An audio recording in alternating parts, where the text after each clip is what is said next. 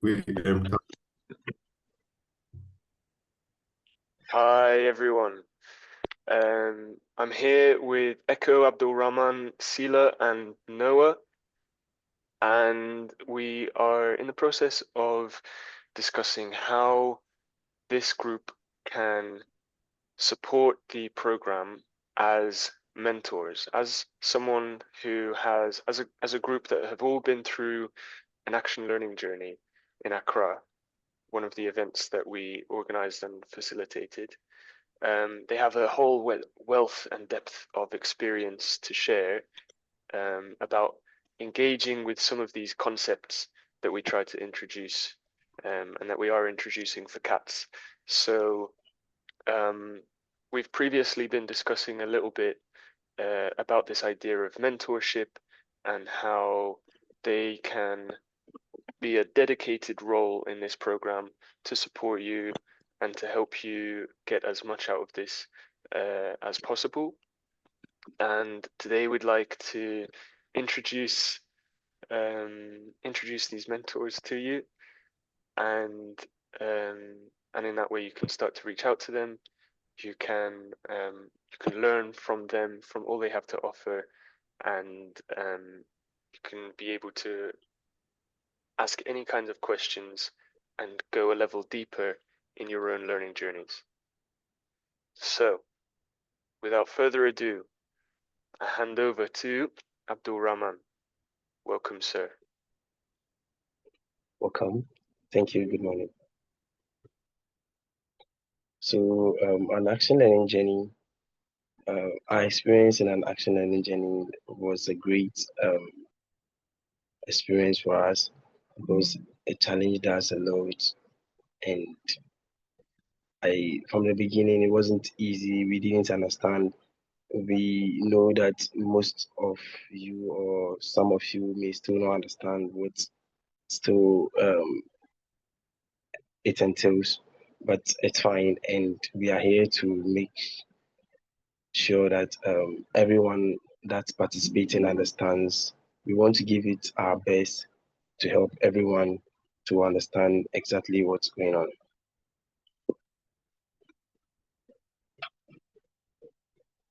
Awesome.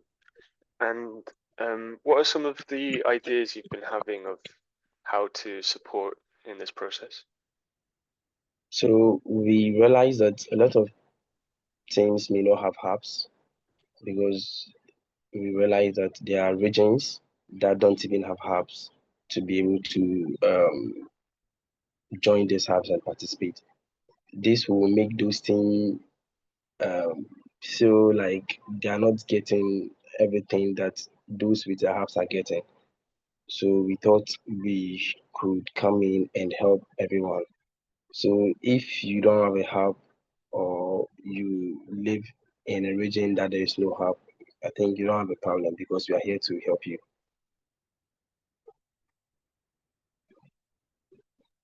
Awesome. Okay. And would you like to pass to one of your team members, perhaps? Yeah, I will be passing on to Echo, my dear friend, my boss.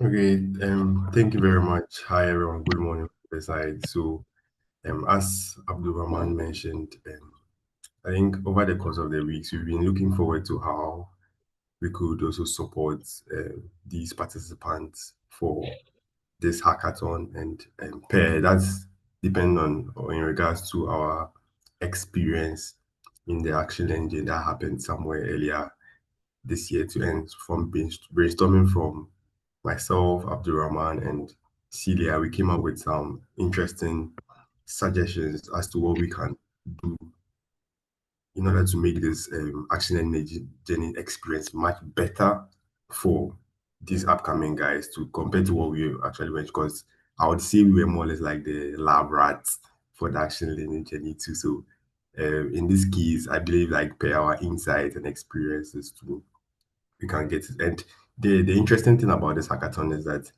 it's not just, should I say, based in Accra, because for instance, if it was just in like one part of the country or a country in Africa, it would be very easier to like monitor these kind of progress and expectations. But for some reasons, it goes beyond that. So we have like people from Kenya, from Nigeria, and the other parts of the world. So, and as Abdurrahman mentioned, there are some of the people who have, which I think as at yesterday, we had like, I think 900 people and over participating in the end, considering the teams as facilitators for this particular project. We noticed that we can also come in with our own small ways. And as Abdulrahman mentioned, that realize that yeah, there are hubs in there, but majority of people are also applying as individuals rather than like in affiliation to hubs too. So we're like, why don't we now navigate and probably review the inputs we received so far? So let's see if we realize that we don't have like this the should I say the overall knowledge on where most of the applications are coming from. But let's say a place like Ghana or Africa in Ghana, we realize that maybe quite a number of applicants are coming through at the side, but for some interesting reasons, there's no hub. We could create an online hub to more or less like merge these people. The motive behind this is to create that community of belonging because trust me, they can never beat the hub experience because the hub experience already gives you that community belonging to. So you also can build an online community and group them according to like countries or regions, depending on um the number of like participants we are getting to. And as we gather these people and put them in like online hubs or online groups amongst ourselves, we can just like split it and share amongst ourselves. That so maybe for myself, I can handle probably 5 hours, 5 of these online hubs. Abdurrahman to same, Celia to same. The main motive behind this too, as I mentioned, to get them to also feel belong rather than just be like individual in the end. It can also help in sharing ideas because the whole action engine or these hackathons is always best if you collaborate with like other teams because they will definitely have something to say to towards like your idea too. And I think one of the after creating the hub, I think one of the ideas we also mentioned was to um, facilitate online hubs or support them with the resources. So that could be through workshops. So we mentioned that we could be having like a weekly check-in, and this weekly check-in for these online hubs would be just strictly for tracking progress. So it wouldn't be like giving them the tax day. We just come in for the check-ins where we get them to talk about their progress so far and what we believe they can do in addition to achieving like the final goal too. And I think another part we also mentioned was to offer trainings on the action learning journey. So with the offering trainings on the action learning journey, I remember when during our time, I think when we started, we were not seeing the left and right of the whole thing because we're not used to a hackathon like that. We are used to come in, brainstorm your idea, work on the idea, produce a prototype, and lastly, just present what you have and we all go our separate ways. But understanding what the action learning journey is actually one of the stepping stones to going getting to the very end. If not like I would say it's actually the foundation to achieving what you really want to do at the end of the day. Because if you skip the action learning journey, trust me, you definitely go back to what a usual hackathon has been to. So I think that was one of our ideas we came into. And lastly was um, physical hubs still need some mentorships to on how to handle the Prisma action engine. So with the physical hubs too, they can more or less like have specific schedules where we can come in and also like organize like a mini workshop kind of thing. It shouldn't be too should I say too complex of a workshop, like a mini workshop where we also share our insights in there too. And per the stage they've got into, we can also like give them some form of mentorship too. So yeah, I think that was what basically we discussed. I think this is more or less like a broader thing of what we went through yesterday as we met as a team too. So thank you very much. Awesome, awesome. And I want to thank you, Echo. I want to recognize that Abdurrahman, you need to jump off, right? So I just thought in your to kind of to engage you for a last couple of minutes, is there anything I want to offer the question, what would you like the participants and the hubs to know about the mentors at this moment? What's one thing that you'd like to leave them with before you go?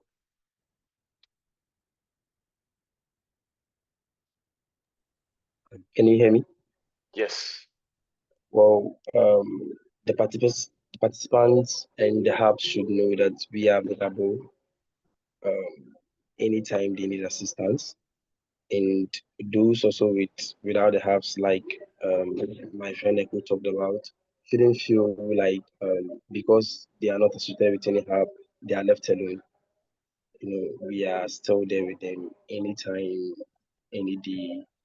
We try as much as possible to give up, to make time, to make sure that their work, um, they come out successful with their ideas and then the work they are doing. Wow. Awesome. I love it. That's great. Thank you so much. And so if you need to jump now, that's absolutely fine. We bid you farewell and have a um, brilliant time wherever you're heading on to. I'll put another question to Echo, which is that you mentioned that it felt very experimental, this process in Accra. You used the phrase, we were like the lab rats. And and what was coming to mind is this concept of self-organizing. The whole time we were saying self-organizing, self-organizing. And I think what you were touching on there is that through the process, you began to learn what that really means for yourself. So could you kind of just expand on that a little bit more? What does self-organizing mean to you? Because it's very much coming from the same place how we're inviting you to.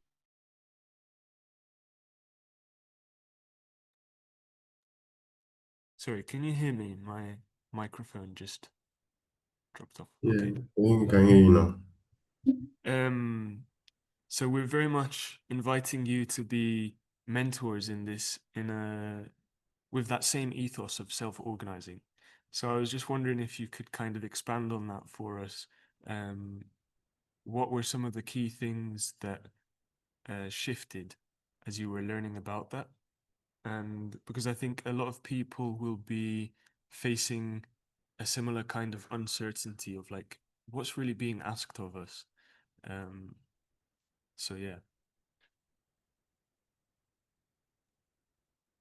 Okay, so in regards to the self-organizing, I think initially I didn't see the need of it when we started because I think I've had that character where one, I don't like to be, should I say, a leader of stuff, because at the end of the day, if you're a leader and there are five departments underneath you, it's basically making sure that all these five work. So I would rather prefer to be in like a department and performing my role immediately to get it done than being like the leader and overseeing. But with self-organization, I noticed that regardless who you are, whether you are like a team member or even a team leader, once you self-organize, you even get to gain like some additional insight into what you are trying to solve in there too.